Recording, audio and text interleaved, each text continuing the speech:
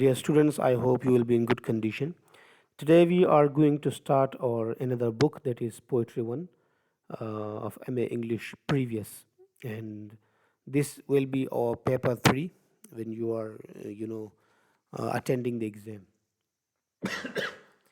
So this book will cover all the entire poetry that has been encountered in the history of English literature, and it specifically starts from the Middle Ages to Restoration. So we will try to cover these, all the important works that has been written by very important and high class poets, and we will try to understand those Middle English poetry, because the poetry written in those in that Middle English is obviously very difficult as compared to this modern English, because we are familiar with this modern English, and the things written in that old English, we will try to make those writings, those poetries. For example, the very famous poetry of Geoffrey Chaucer, as poem the Canterbury Tale, which has been written in old English.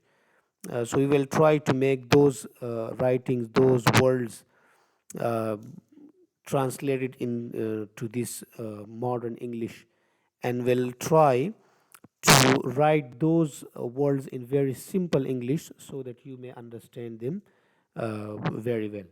So let's try our first lecture, that is related to Geoffrey Chaucer. And of course, when I say this name, Geoffrey Chaucer, uh, you should have make mind about the Middle English, that starts really from the 13th century, because actually, for a lot of researchers, uh, they believe that actually the history of English literature starts actually from the 13th century. Before 13th century work done by various figures, they don't give that importance, and even some researchers and even some figures, they understand that there is no uh, you know literature before Chaucer. They count the actual literature after the Geoffrey Chaucer. So we are going to start our first lecture, and as I mentioned to you, that this will be from the Middle English poetry. So let me give you first introduction about this very important figure, that is Geoffrey Chaucer, about his work, about his life, and then we will continue elaborating and uh, what works has been done by this figure, and of course the very important work, that is the Canterbury Tale. And a lot of questions will come from this Canterbury Tale. uh, you have to paraphrase the stanzas, and you will have to write and elaborate those difficult Middle English poetry into in your own words. So I will try my best to make things easy for you, so that you may attend your exam in a very good way. So let me highlight this first paragraph.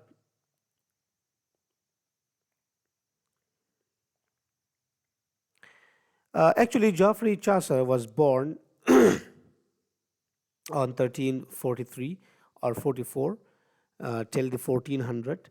In this period, he was born and then he died. We will see this ahead in the paragraph that is below. So Geoffrey Chaucer is known as the father of English literature, is broadly considered the greatest English poet of the Middle Ages. We have already discussed in our paper 1, that is the history of English literature, about the Chaucer. If you haven't watched those videos, I recommend you to go to my channel, click on the playlist button, and then uh, go to history of English literature, and then start reading and understanding those lectures. So you will understand these things then very in a very easy way. By the way, Geoffrey Chaucer is known as the father of English literature and the greatest English poet of the Middle Ages. Though he succeeded reputation during his lifetime as an author, philosopher, and astronomer, putting together a scientific thesis on the astrolabial, astronomical instrument. It means that he was a writer, he was a philosopher, and of course, astronomer. He wrote about the astrolabe, a star studying tool. Astrolabe was actually uh, a tool that was made for the study of stars. So he also did research. He was the first man uh, to put writings on those instrument in that age. So Chaucer was the first man that who presented the ideas in written forms about these tools. Chaucer also upheld an energetic career in the civil services as a bureaucrat, courtier, and diplomat. He worked in his life as a bureaucrat, as a courtier, and a diplomat. A diplomat that he attended, some works for his country, and went on some various mission, very important missions for his country. So among his several works are the Book of the Ditches, sorry, the House of Fame, the Legend of Good Women, and Troilus and Cresside. He is top recognized for the Canterbury Tales. He had written these works, the Book of the Ditches, uh, the House of Fame, and the Legend of Good Women, and Troilus and Cresside. These are the works that has been done by Geoffrey Chaucer, and in our upcoming lectures we will discuss these things, these works, in a very good way, so that you may understand. But his famous work, uh, through that work, Geoffrey Chaucer has been recognized all around the world, and still poets of this time, and at every time when the poets come and go through his works, so they appreciate the work, and that most important work that all people like around the world is actually the Canterbury Tale. And this is very important because a lot of questions you will have to attend regarding this work of Chaucer. Okay, now let's discuss about the early life uh, of Geoffrey Chaucer, or second paragraph. Let me highlight this one also.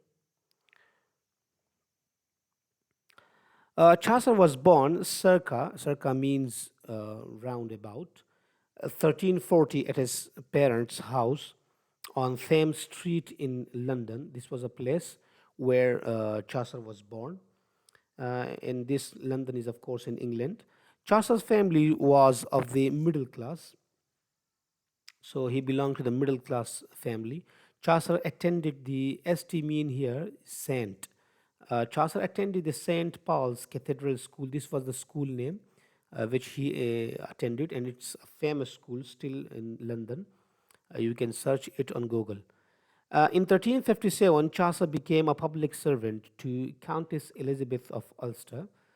Uh, he worked for this woman, the Duke of Clarence's wife. Okay, here two words have been mentioned, and it will come in our next lectures also. So you should understand these two words. The one is Duke, and the other is, as we previously discussed here, this one, Duchess, and the other word is Duke. Duke means a nobleman. It was the title given to men who was a nobleman, and he was famous. So it was the title used by those people in that era. And the same way, the Duchess was a title used for women. In 1357, Chaucer became a public servant to Countess Elizabeth of Ulster, the Duke of Clarence's wife. In 1359, Chaucer, here has been written, let me remove this. Chaucer went off to fight in the Hundred Year War in France. It was the big war, and we will also discuss this in our upcoming lectures. He joined the rail service traveling throughout France, as we mentioned before, that on some diplomatic missions. He went to France, Spain, and Italy on diplomatic missions throughout the early to mid 1360s. This was a time in which it was a very crucial time, and Chaucer worked a lot in this time. We will discuss it.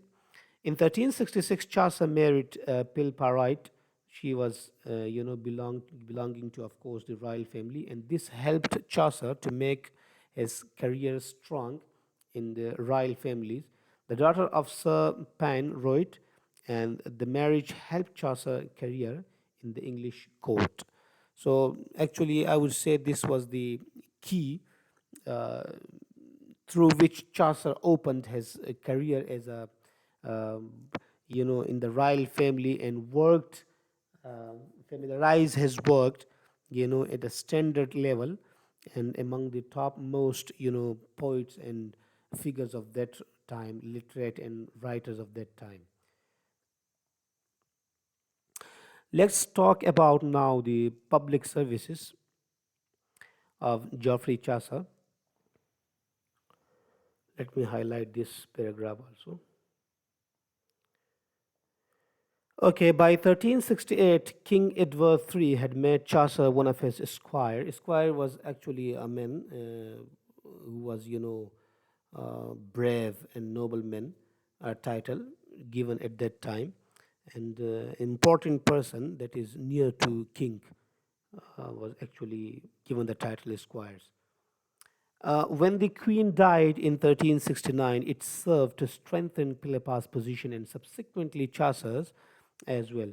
So, when the queen died, the next, in the row was Philippa, and of course, when she uh, got a high position, uh, along with her, Chaucer also got high position. From 1370 to 1373, this was the time he went abroad again and fulfilled diplomatic missions in Florence and Genoa, helping establish an English port in Genoa. This was the time in which he, got more reputation, and went abroad and fulfilled those diplomatic missions. He also spent time familiarizing himself with the work of Italian poets Dante and Petrarch along the way. So he was inspired by, other workers and other writers. Uh, there was from Italy and France also. So he was, appreciating the work of those writers and taking ideas from them. But this is unique, I would say, characteristic of, Chaucer, that he brought a different taste into literature that was, liked by all the people and all the figures, important figures, writers at the time, um, whether they belong to the English language or French language or Roman language, but they appreciated the work of, Chaucer because of the new taste in literature. Okay, let's continue. By the time he returned, he and Philippa were flourishing, and he was rewarded for his diplomatic activities with an appointment as comptroller of customs. Okay, this when he returned, so people were happy from this couple, and he was given a new position, a new role as a comptroller of customs, that he was dealing in, height and, a lot of other things, uh, and was make in charge of those things. So this was the new position and title he was given as a reward. In 1377 and 1388, Chaucer engaged in yet more diplomatic missions. As I told you, that this was the time, a very busy time for Chaucer, and he worked a lot in this, especially from the 1377 and 1388. Chaucer had little time to devote to writing poetry and his true passion. So, because of so many works and burden and responsibilities, Chaucer had no time to write and to be to make himself more creative in the poetry, just like he was doing before. What happens next, we will discuss, but he eventually uh, returned to his passion, that is writing poetry, and continued the beautiful works for the era and for the literature in English. Okay, let's continue. In 1385, let me highlight this also so that you may know that this we have read this. In 1385, he appealed for. Let me first highlight this. Sorry. And then he appealed for temporary leave. He just make application to for the temporary leave. For the next 4 years he lived in Kent but worked as a justice of the peace and later a parliament member. He just entered to the parliament and then continuing the work there also. In 1387 Chaucer started working in public services. Okay, let's continue our next topic, that is the major works, and this is very important because we will now know about the major works of Chaucer. Let me first highlight this. Okay, as the Parliament unfolds, it is a study of Christian love.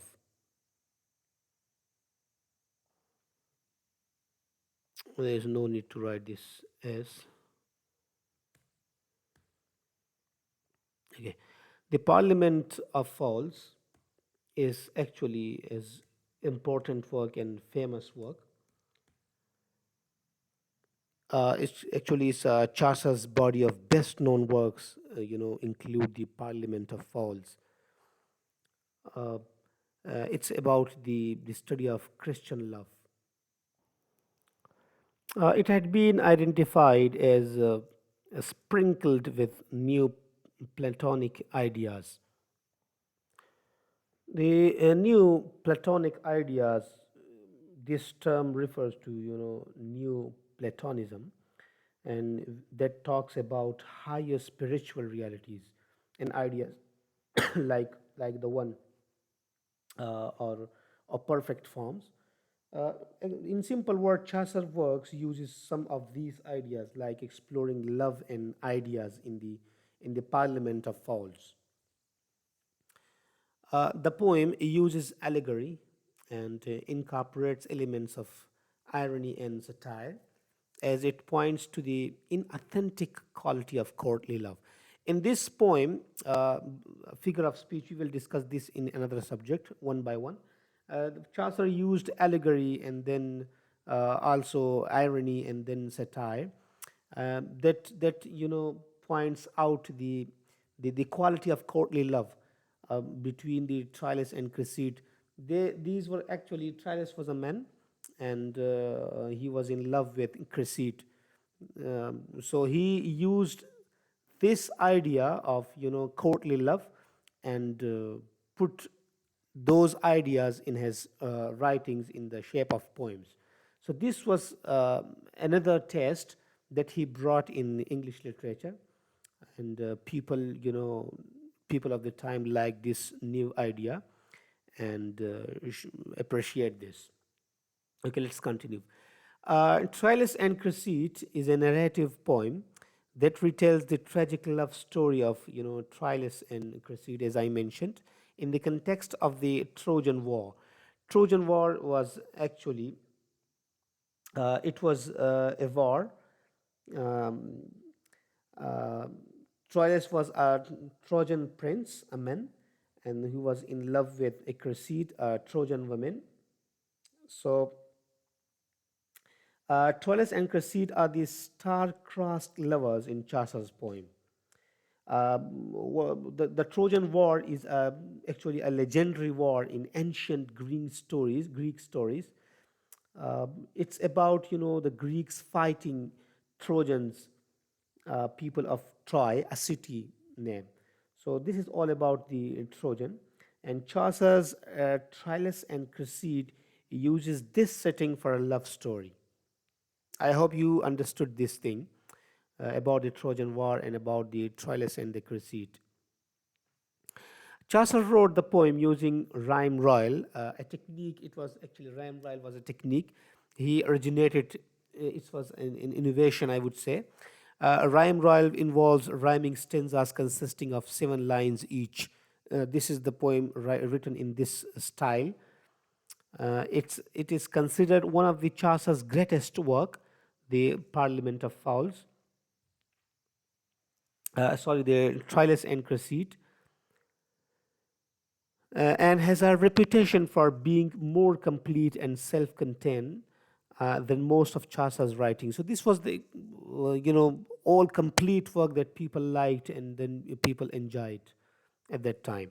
Has famed the Canterbury Tales being no exception. You know that this is the work which is uh, appreciated among all the works of Chaucer. In writing The Legend of Good Women, Chaucer played with another new and innovative format. So this, when he did this work, this was another innovation in the writing style. The poem comprises a series of shorter narratives. It was, short stories, and people like those also. And he gave shape to those words and those stories in a very rhyming way, in a very, in the form of song, along with the use of iambic pentameter couplets. The stanzas were written comprised of 5 lines, and then another work that was comprised of 7 lines each. So we will discuss these things also in our upcoming lectures one by one, so that you may understood these things in a very easy way. Let's move to another topic, that is Chaucer Best the Canterbury Tale. And here we go, the most important work of this, I would say, entire book. You will have to attend question from this work in your exam. The previous discussion was, just a touch and just the introduction to Chaucer and his works in his early life. And now we are moving towards more specific things that would be come in your exam, and you will have to attend questions from this part of the book. Maybe your first question and then your middle question will be consist of this part.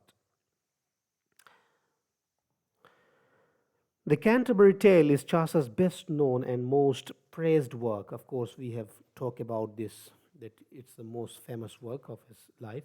Initially, Chaucer had planned for each of his characters to tell 4 stories apiece. And the first 2 stories, let me highlight this entire topic so that you may understood it well. Okay, the first 2 stories would be set as the character was on his way to Canterbury, and the second 2 were to take place as the character was heading home. Let me explain this in a very simple word, that actually the Canterbury Tale is Chaucer's most famous work. It's a bunch of stories told by different people traveling to Canterbury. And he wanted to write, actually, the target was to write 120 stories, but only got to 24, and then he died. He didn't complete these stories because of his early death. It's still super famous for Chaucer language and witty humor, and best known for this work, in the history of English literature and in the history of English poems. So um, Chaucer's goal of writing 120 stories was an overly ambitious one. He just wrote 24, and it was, I would say, was overly ambitious one means that Chaucer's goal of writing 120 stories for the Canterbury Tale was too big or too unrealistic because of his death. He didn't make it to 120 stories. The Canterbury Tale is made up of only 24 tales and abruptly ends before its characters even make it to Canterbury. The tales are fragmented and diverse in order. Fragmented and diverse in order means that actually Chaucer was thinking to write about the people, the entire class of people that belong to government sector, public, and he was just summarizing all the works, all the behaviors, all the characteristics of people living in that era, what was going on in that era. He was just shaping those things in this poem.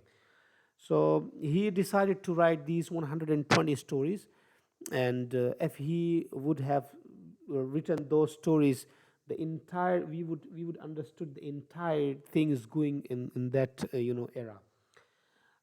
So the tales are fragmented and diverse in orders is what exactly mean that I told you by this sentence. Still, it is acknowledged for the beautiful rhythm of Chaucer's language and his characteristics use of crafty satirical wit. The language he used in this poem was appreciated by the time of the wits and people. Okay, let's continue our uh, next paragraph, that is Chaucer's essay.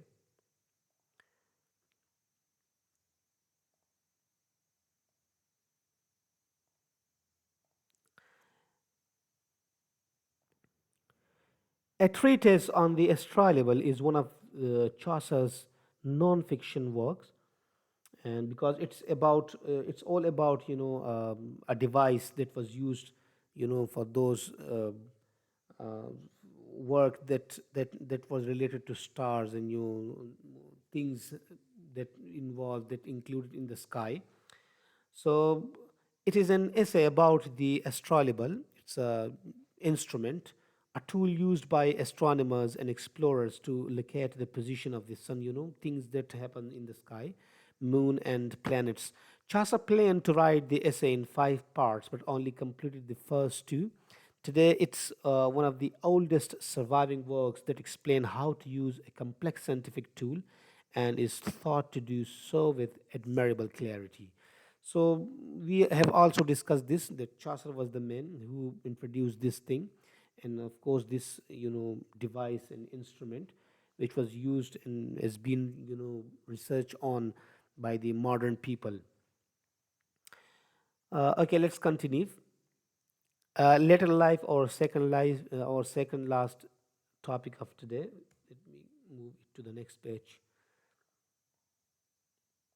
and then death is our last topic. Of From 1389 to 1391, after Richard II had ascended to the throne, uh, a new ruler, Chaucer held a draining and dangerous position as clerk of the works. So this was a position uncomfortable for him. In 1399, Henry IV restored Chaucer farmer pension with the money. It was just like given to the modern people. They are working for the government. Chaucer was able to lease an apartment in the garden of St. Mary's Chapel. This was the place in Westminster where he lived modestly for the rest of his days. So with that money, he just managed an apartment for himself. And this is the last topic of our today's lecture, that is death. The renowned 14th century English poet Geoffrey Chaucer died uh, October 25, 1400. He died of unknown cause and was 60 years old at that time. We know nothing of his reason for his death. Chaucer was buried in Westminster Abbey. His gravestone became the center of what was to be called Poets' Corner, a spot where such famous British writers as Robert Browning and Charles Dickens were later honored and buried. So Henry IV gave him money, pension back, and he lived modestly life in Westminster till death October 25, 1400. and he died at the age of 60, and he was buried in Westminster Abbey. This is the place where all the poets, famous poets and important figures of English literature, the major writers of that time, was buried, and he was, in the center of those figures. So this was all about lecture number one regarding our new book that we started today, paper three.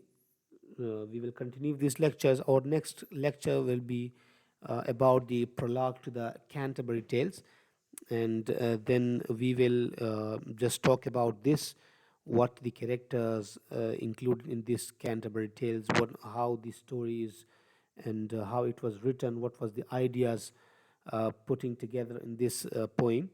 And then after that lecture, we will start the prologue to the Canterbury Tale, the actual poem that was written in the Old English. We will just elaborate, explain, and then we will try to make those writings of the poem in very simple English in our upcoming lectures. Inshallah. Hope you enjoyed today's class. And if you have any question related to this or confusion, ask me in the comment box or send me on my WhatsApp number. So I will discuss things in a very easy way. Thank you very much.